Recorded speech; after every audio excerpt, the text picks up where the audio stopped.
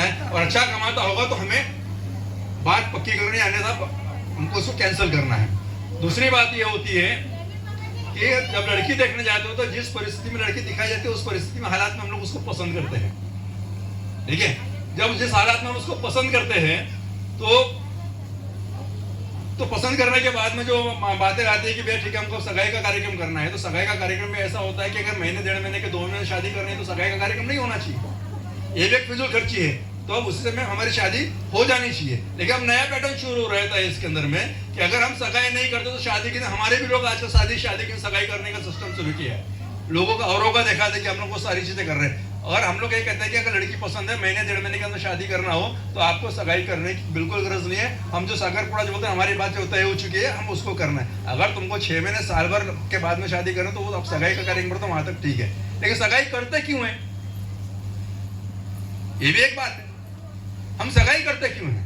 अगर हमको अच्छा लड़का पसंद आ गया, अच्छी लड़की पसंद आ गई, और हो सकता है अगर ये सारी चीजें हमने नहीं किए और उससे भी अच्छा लड़का है, लड़का किसी को पसंद आ गया और उसको इसको लड़की छोड़ के दूसरे लड़के से शादी कर लिया, नहीं करना चाहिए, इसलिए ये सारी चीजें हम लोग करते हैं। तो ये सारी चीजें एक विश्वास के ऊपर में सारी बातें होती है, तो जो हमको विश्वास के ऊपर में सारी चीज हमको करना चाहिए, हम वो सारी चीज हम उसको कर नहीं पाते। लेकिन देखने में ये आता है कि आज हम लोग जो देख रहे हैं कि अगर सगाई का भी खर्चा होता है तो एक शादी का खर्चा, आज हमारे में पैटर्न शुरू है कि सगाई अगर हमको करना है तो हमको नॉनवेज देना ही देना है, और उसके अंदर 500 लोगों को हमको बुलाना है। अगर 500 से कम लोग बुलाते तो हमारे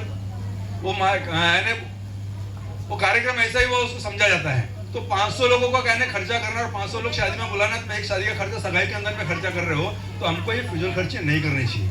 अगर हम बाबा साहब की अगर बात मानते हैं, ताई ने बताया कि हमको यहाँ से दिखावा चल रहा है, आडंबर चल रहा है, अगर हम बाबा साहब की बात कहते, बाबा साहब ने हमको बहुत सरल शब्दों में कहा था कि हमारी शादी कम से कम शब्दों में होनी चाहिए। और जब मैं छोटा था, बाबा साहब की बात सुनने के बाद में हमारे लोगों की जब शादियां होती थी तो मैंने ये भी देखा कि एक शरबत के गिलास के ऊपर में लोगों की शादियां हुई है।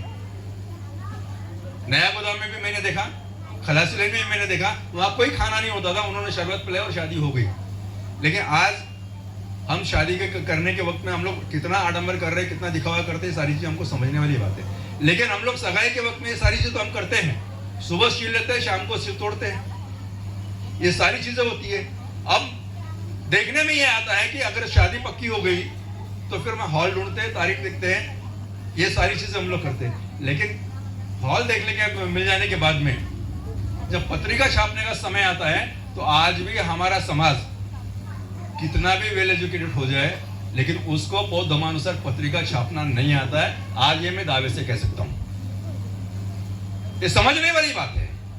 एक मुस्लिम भाई के पास में तुम चले जाओ, वो अपने ही प्रिंटर के पास में जाता है छपाने के लिए, लेकिन वो अपने तरीके से पत्रिका छपाता है और उसमें उनकी पत्रिका देखने के बारे में लगती है कि ये मुस्लिम के, भले हिंदी में छापे, लेकिन हमारी पत्रिकाओं के अंदर में हम लोग कैसे छपाते हैं, ये समझने वाली बातें हैं कि हम लोग तो नमो बुद्धाय लिखते हैं, प्रज्ञाशील करुणा लिखते हैं,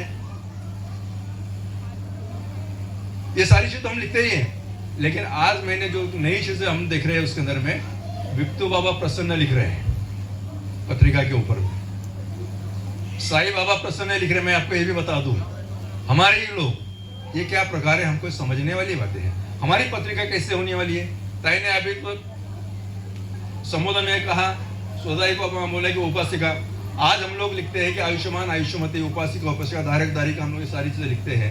अगर लड़का है तो आज उसका आगे चिरंजीव लगा ची लिखते हैं, और जो लड़की है तो उसके आगे चीजों का लिखते हैं। क्यों लिखते हैं हम लोग ये सारी चीजें पत्रिका के अंदर में, जो हमको नहीं लिखना चाहिए। हम वो सारी चीजें, उसके समय के अभाव में उसकी डिटेल में नहीं जाता हूँ, लेकिन हम लोग लिखते हैं एक चीज, जब अगर हम लोग ये देखा जाता है कि अगर पत्रिका बनाते वक्त, आज अगर ठीक है, अगर मेरे पिताजी मर चुके हैं तो मैं उनके नाम के आगे में क्या लिखना चाहिए, मैंने दिवंगत स्मृति से लिखना चाहिए, काल कथित लिखना चाहिए। लेकिन मैं ये ना लिखते, हम लोग बुद्धवासी लिखते हैं, हम बुद्धवासी लिखते हैं। क्या ये लिखना उचित है? हमको इस बात को समझना, वो लोग स्वर्गवासी लिखते हैं इसलिए हम लोग ने बुद्धवासी लिखना चाहिए, ये बिल्कुल भी नहीं होना चाहिए। हमारी पत्रिका हमारे तरीके से होनी चाहिए। दूसरी जगह हम उसके नीचे एक और थोड़ा हम लोग आते हैं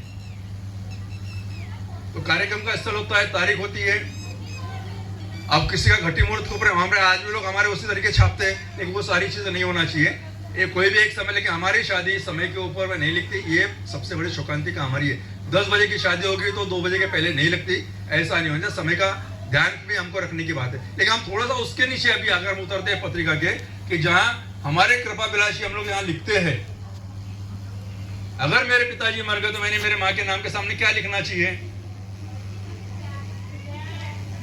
पत्रिका में आज भी बहुत से लोग आपके अपने ही लोगों की समाज की पत्रिका आप लोगों के यहाँ पे आती होगी, आज भी वहां पर गभा लिखते हैं। क्यों लिखते हैं? क्या है ये गभा? गंगा भगीरथी, ये तो नदी के नाम है ना। ये हमको समझना पड़ेगा ना इस सारी बात को। तो हमको हम लोग आयुष्मान आयुष्मती लिखते हैं ना। जब मेरी माँ जीवित है तो मेरे को आयुष्मती लिखने में क्या तकलीफ है?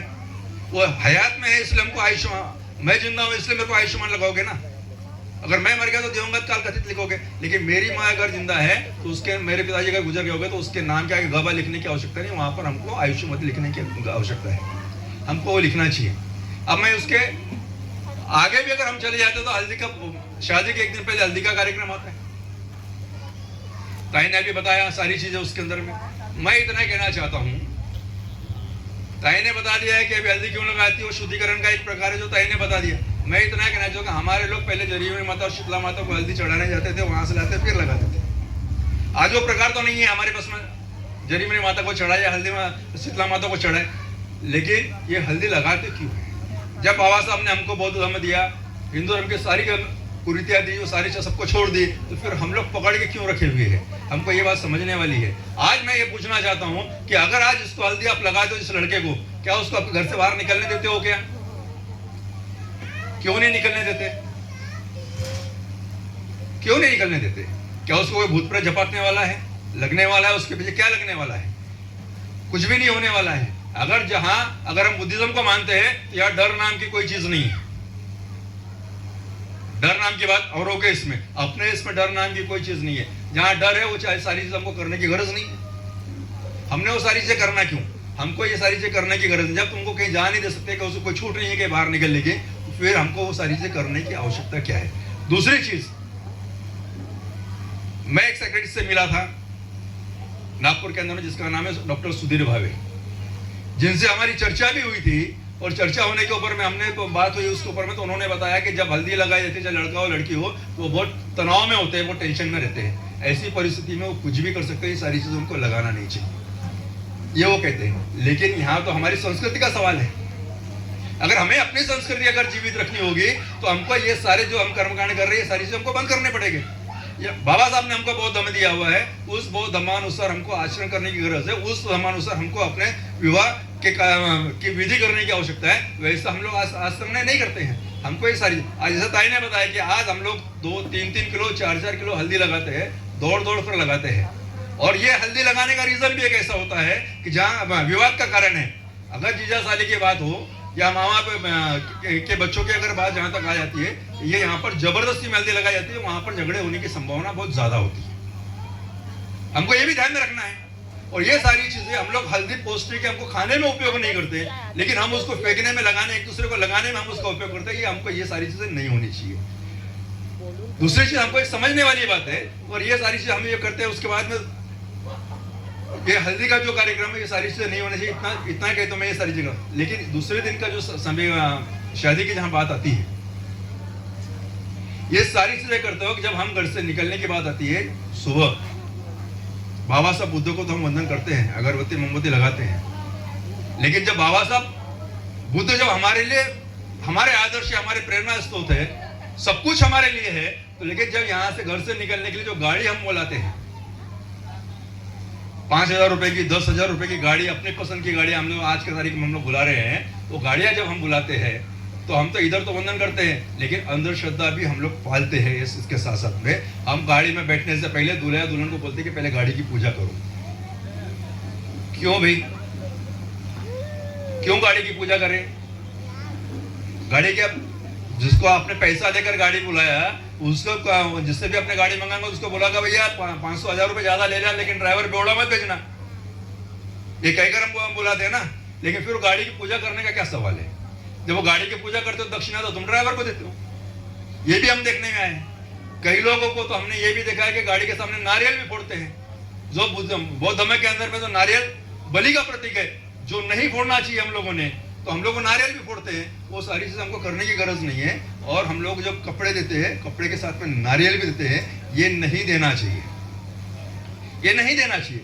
यहाँ से निकलने के बाद में जब हम लोग जो देखा जाता है, जब हम लोग जाते हैं कहाँ, पंडाल में, पंडाल में जब पहुंचते हैं तो अभी तो नया पैटर्न शुरू है, आरतियां लेके लेने के लिए जाना, फिर वहां से वहां तक उनको लेके जाना। और जब वो वहां पे 10-10, 12-12 हजार, 15-15 हजार रुपए की महाराजा कुर्सियां होती है, वो बाबा साहब बुद्ध को बंधन नहीं करता। लेकिन सबसे पहले हमारे साथ में जो रहने वाली दूल्हे के साथ में, दुल्हन के साथ में रहने वाली जो महिलाएं होती है, वो पहले बोलती है कि पहले वो महाराजा कुर्सी को अपना अक्षी डाल, उसके ऊपर में उसकी पूजा कर, वो कुर्सी को हाथ पर जोड़ती है, उसके अक्षी डालती है, उसके बाद में वहां बैठती है, उसके बाद में बुद्ध और बाबा साहब को वंदन करने के लिए जाते हैं। ये कौन सा प्रकार है भाई? ये हमारे समझने वाली बातें हैं। हमको ये सारी चीजें करना नहीं है। अगर आपने 15, 10 हजार, 15 हजार रुपए की कुर्सी लेकर आप उसकी पूजा ने अक्षी डालोगे, टूट जाएगी क्या बैठती है? क्यों नहीं टूटने वाली ना? तो हमको विचार करने वाली बात है। हमको किसको मानना है, हमको क्या करना, हम सारे चीजें, हम लोग शादी के अंदर में हम सारे कर्मकांड करते आ रहे हैं, अंधश्रद्धा पालते आ रहे हैं। हमको वो सारी चीजें करने की आवश्यकता नहीं है। उसके बाद भाई ने बताया कि बंदे जी ने शादी नहीं लगाना चाहिए।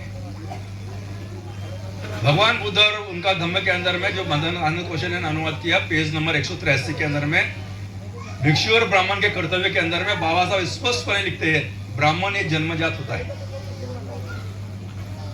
भिक्षु तैयार किए जा सकते हैं, भिक्षु किसी भी प्रकार का कोई संस्कार नहीं कर सकता। जब बाबा साहब स्पष्ट लिखते हैं कि भिक्षु कोई संस्कार नहीं कर सकता, तो फिर ये विवाह दाम्पत्य दोनों को दाम्पत्य जीवन में कैसे मान सकता है? ये विचार करने वाली बात है। तो हम किसके विरोध में काम कर रहे हैं? हमको ये बातें समझने वाली है।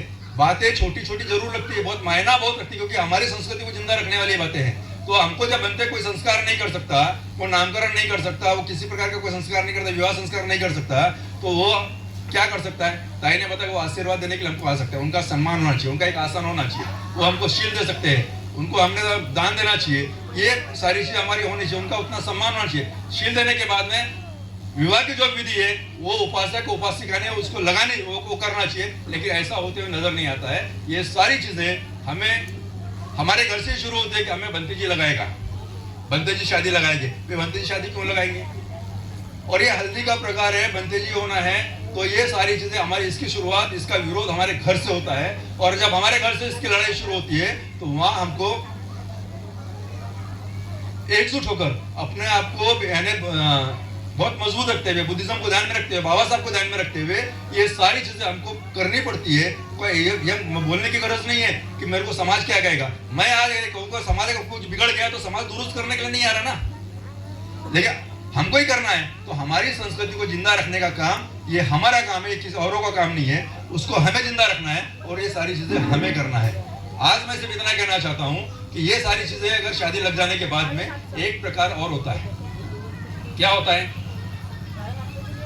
मांग भरने का और मंगलसूत्र पहनाने का। क्या बौद्धों के अंदर में मांग भरने की पद्धति है? क्या बौद्धों में मंगलसूत्र पहनाने की पद्धति है? ये नहीं है। बहुत से लोग तो ऐसा कहते हैं, अगर रमाई का फोटो देखा जाए तो राम बाबा साहब ने तो रमाई के गले में मंगलसूत्र पहनाया था। अरे भाई बिल्कुल पहनाया था बाबा साहब ने उस समय के अंदर में, लेकिन तब बाबा साहब ने बुद्धिज्म लिया था क्या? बाबा साहब तब कौन से धर्म में थे? ये बातें हमको विचार करने वाली है, ये बातें हमको हमारे लिए समझने वाली है कि जब बाबा साहब ने हमको बुद्धिज्म दिया तब सारे ये कर्मकांड जितने थे ये सारी छोड़ दिए। अब मंगलसूत्र क्यों पहनाना है? मंगलसूत्र क्यों पहनाना है? ये हमको समझने वाली बातें है कि ये हमारा, बाबा साहब ने कहा, ये गुलामी की निशानी है, ये गुलामी की निशानी है। जब हमको हमारे गले में अंडी थी और कमर में झाड़ू था, तब काली बकरियां होती थी, काली गाय होती थी, उसके बाल निकाल के उसकी चोटी बना के हमारे गले में बांधा जाता था, क्योंकि दूर से ही पहचाना जाए कि अछूत है। आज आपको कोई अछूत कह रहा है क्या? नहीं कह रहा है। आज फिर वो आपका पिक्चर भी देखी होगी आपने बाबा साहब की, तो जो महाड़ का सत्याग्रह बता दिया होगा, देखा उस पिक्चर के अंदर में, अगर आपने नहीं पढ़ा होगा तो पिक्चर देखी होगी। पिक्चर के अंदर में बता दिया गया महाड़ सत्याग्रह, जिसके गले में काली पोत हो, मंगलसूत्र हो, काला धागा हो, तो ये सारी चीजें निकाल के फेंक देना चाहिए। गुलामी की निशानी ये बाबा साहब कहते हैं। तो ये सब उस समय में आपने देखा होगा महाड़ के सत्याग्रह में बाबा साहब ने जब बोला तब उसका ढीक इतना लगा था और बाद में उसको जला दिया गया था। मैं सिर्फ इतना कहना चाहता हूँ कि आज जो आप मंगलसूत्र पहनते हो, जिसको सुहाग की निशानी कहा जाता है, सुहाग की निशानी क्या है ताई? काले मणि।